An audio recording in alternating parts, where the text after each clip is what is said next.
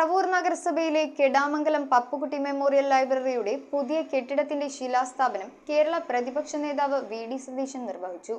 എം.എൽ.എയുടെ ആസ്തി വികസന പദ്ധതിയിൽ ഉൾപ്പെടുത്തിയാണ് പുതിയ കെട്ടിടത്തിന്റെ നിർമ്മാണ പ്രവർത്തനങ്ങൾ നടത്തുന്നത്.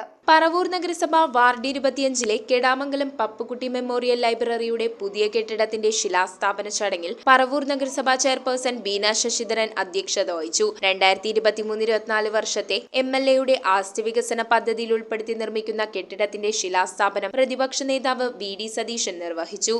ഈ ലൈബ്രറി ഏറ്റവും നന്നായി പ്രവർത്തിക്കുന്ന, നമ്മുടെ പറവൂരിൽ തന്നെ ഏറ്റവും നന്നായിട്ട് പ്രവർത്തിക്കുന്ന ഒരു ലൈബ്രറിയാണ്.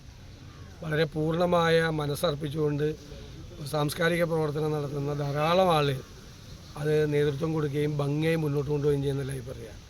അപ്പോൾ അതിൻ്റെ വാർഷിക പരിപാടിക്ക് വന്നപ്പോൾ അതിനാവശ്യമായ പണം നൽകാം എന്ന് ഞാൻ പറഞ്ഞിരുന്നു.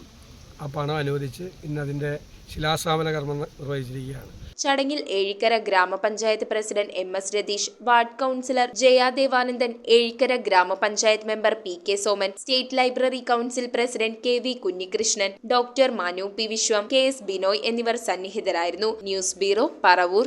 ആദ്യ കാഴ്ചയിൽ നിങ്ങളുടെ മനസ്സിൽ പതിയുന്ന ലൈറ്റ് വെയ്റ്റ് സ്വർണ്ണാഭരണങ്ങളുടെ വൈവിധ്യമാർന്ന കളക്ഷൻസ്. 250 മില്ലി മുതലുള്ള കുട്ടിവളകൾ, 1.5 ഗ്രാമിൽ തുടങ്ങുന്ന മാലകൾ, 2 ഗ്രാം മുതലുള്ള വലിയ വളകൾ. Aleena golden diamonds,